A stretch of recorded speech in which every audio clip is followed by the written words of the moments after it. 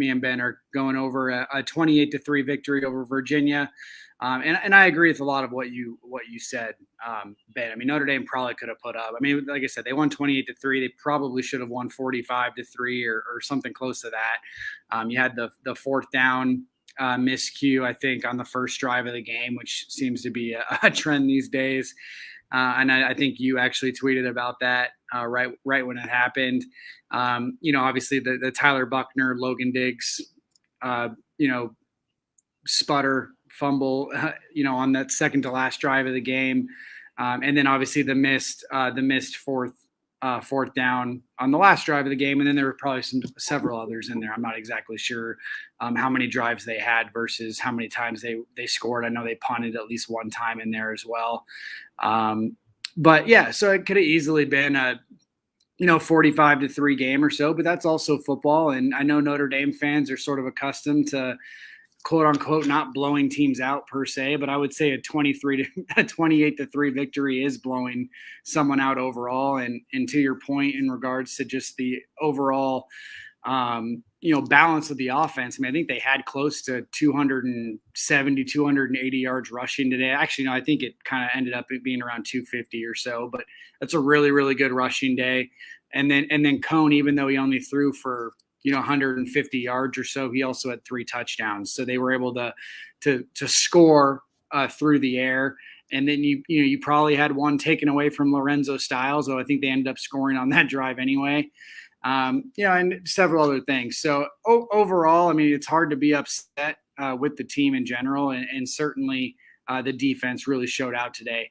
And one thing I really wanted to point out in regards to the Virginia offense specifically, because you're going to have people come in and say, well, they should have, or Brennan Armstrong didn't play. So of course, Virginia is not going to do well. They're not going to, this isn't a good win for Notre Dame, I guess is what I'm really getting at. But I would argue almost the opposite. And in reality, like you mentioned, I mean, this Virginia offense had, I mean, I think 4 or 5 wide receivers that had terrific stats, and to a certain extent, maybe you argue that Brennan Armstrong was those guys were making Brennan Armstrong better, at least coming into the game.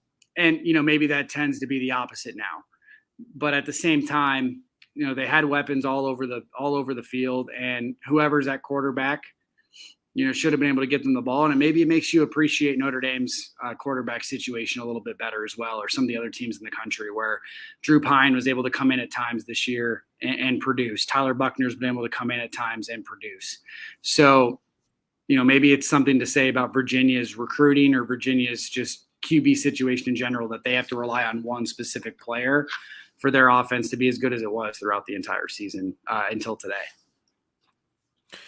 Yeah, I mean, I had that thought that you kind of just mentioned,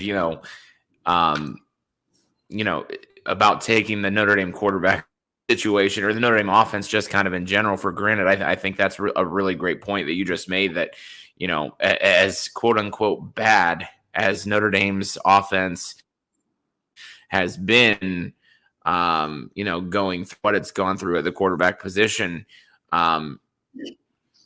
And I don't even feel right exactly calling it bad. I mean, I know I used the little air quotes thing here, but like as bad as people say it's been, let's put it that way. That makes me a little bit better. It's still been, even when it was at its worst, it was still better than that. And Virginia is, like you mentioned, statistically one of the top offenses in college football. So, I guess it does make you feel a little bit better as a Notre Dame fan. And really, I mean, you hit the nail on the head when you were talking about this is still a quality win, regardless of who was playing quarterback for Virginia. I mean, this is still a quality win for Notre Dame, a quality performance by the defensive side of the football, a good enough performance on the offensive side of the football. And, I think you can continue to see, if you're talking about the offensive side of the football, I think you can continue to see the steps that Notre Dame takes every week in, throwing in a couple different wrinkles. I mean, the Lorenzo Styles play that you talked about, you love to see that type of stuff. I love the Braden Lindsey touchdown play. I loved that one. And then I loved the reverse that they ran for him as well early there in the third quarter. It seems like every week you sort of see kind of more wrinkles to the Notre Dame offense. And then now more so than at the beginning of the year. And maybe this is a product of offensive line play a little bit as well. But, Kyron Williams, Logan Diggs, the ball handlers in general for Notre Dame are just making plays in a way that, we didn't see early on. And like I say, I think that's a product of the offensive line a bit, and a product of confidence a little bit more. And so, things are trending in the right direction for Notre Dame really on both sides of the football. Probably a product of Kyron Williams possibly being the best running back in college football too. I think I saw a statistic.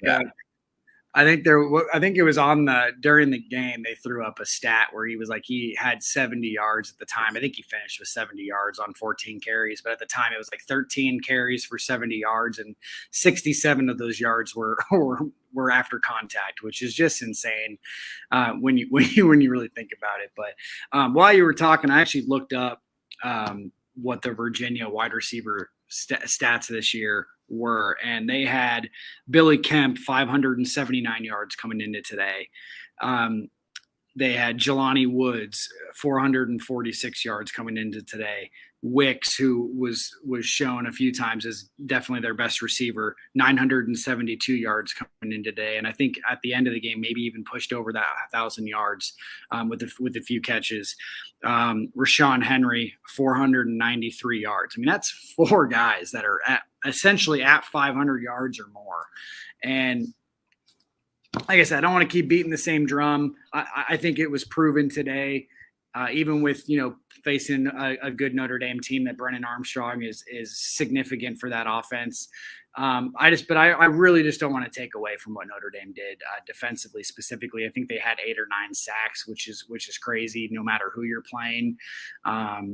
And so, I mean, that's really what I took away from today's game. I mean, I thought the safety play without Kyle Hamilton looked at its best this year. Houston Griffith wasn't a huge part of the game plan, which was interesting coming in. You had Xavier Watson, specifically Ramon Henderson, manning sort of the Kyle Hamilton free safety role. Today, Ramon Henderson ended up with a pick. His counterpart in DJ Brown picked it off in the end zone to finish the game as well. So you had 2 picks from the safety spot, and it's looking like that position specifically, even without Kyle Hamilton on the field, is trending up, not necessarily for this season overall, but certainly for the future, because you want Kyle Hamilton back there if he's healthy.